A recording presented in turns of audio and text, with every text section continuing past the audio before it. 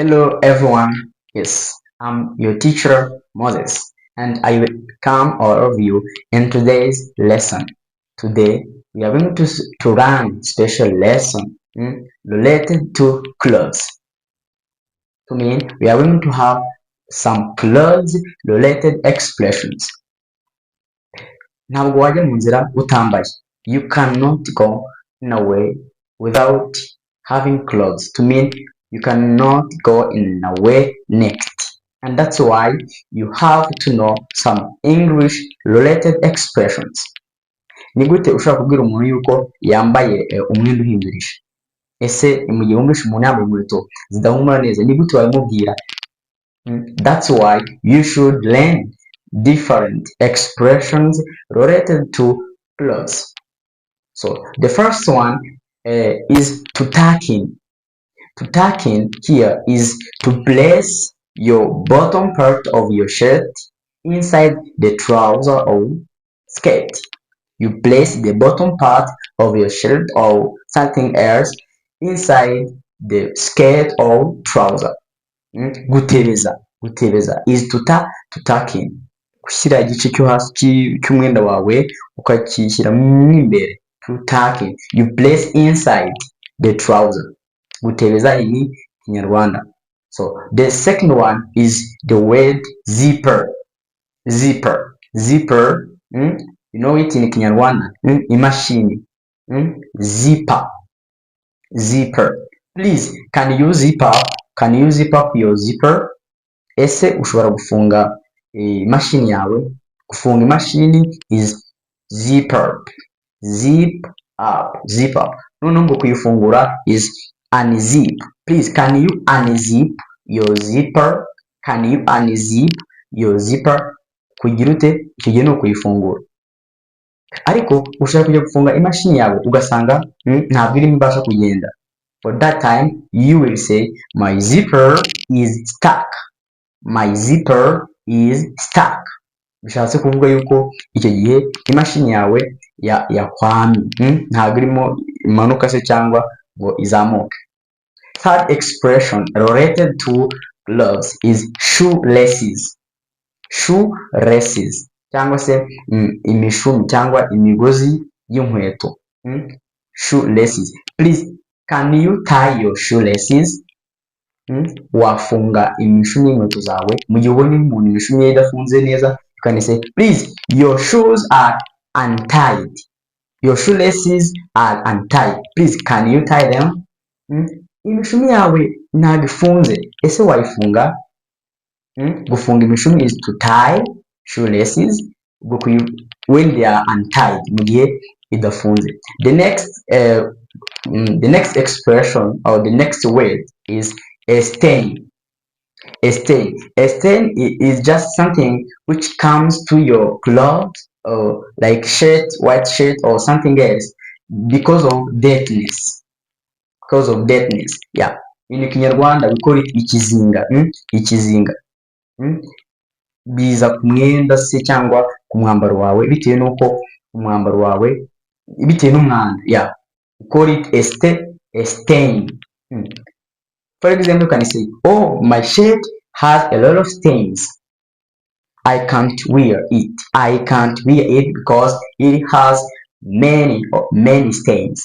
One stain, many stains. Ubwo ari kimwe, you will say a stain. Niba ari ibizinga byinshi cyane, you will say stains in plural. So the next expression related to clothes is outgrown clothes. Outgrown clothes are those kind of clothes which do not fit you. Those clothes which do not fit you, we call them outgrown clothes. Cyangwa se ya myenda itakigukwira, ya myenda itagukwira, we call them outgrown clothes. Hey, for example, you can say, oh, I have many outgrown shirts. I will give them to the poor or someone else. Yes, outgrown clothes. Myenda itagigukwira. Those clothes which do not fit you. Yeah. The next expression is torn clothes.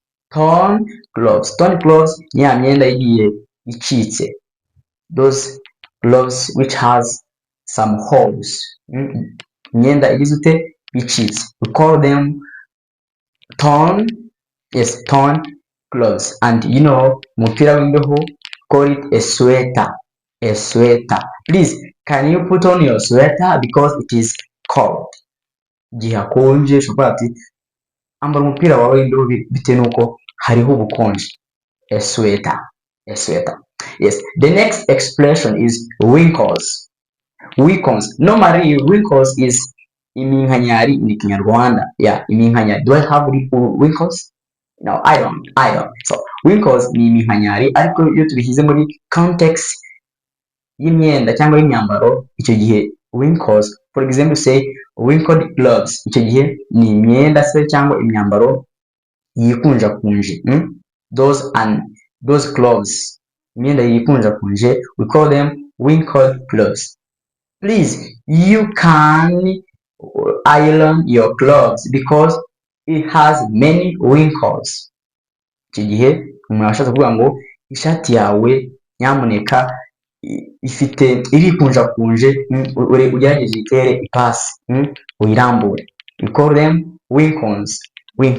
So, the next expression, ni gute wabwira umuntu yuko ishati yiwe se cyangwa umwambaro yambaye uhindurije in English? That's why you should be here on Teacher Moses TV and make sure that you have subscribed. Uze kwitegereza neza urebe yuko wamaze gukora subscribe kugira ngo n'ibindi biganiro dukora n'andi masomo twiga ajye abasha kugeraho 5/5. Yes, ni gute wabwira umuntu yuko umwenda we uyambaye umwenda uhindurije? For example, you can say, oh, my dad, wambaye ishati ihindurije. How can you say it in English?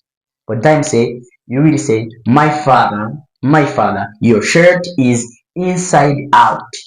Your shirt is inside out. For that time, azumva yuko mubwiye ko ishati yiwe ihindurije. Something which is inside out, when it is about clothes, icyo twita umwenda uhindurije. Your trouser is inside out. Yeah, umwenda uhindurije. The next is stink shoes.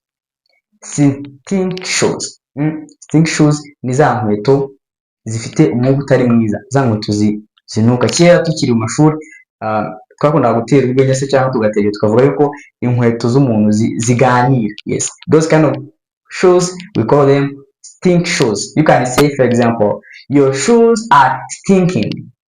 Inkweto zawe ziri kunuka. Your shoes are stinking. Yes, thank you very much for being with us. I hope that this lesson is so special and very important to you, and it is going to help you in your daily life. So make sure that you have subscribed, and from now use tuck in. This is my zipper, zip up, and unzip, a stain, shoelaces, and some more other expressions we have seen today. So thank you for being with us today. I love you. Let's meet in the next lesson.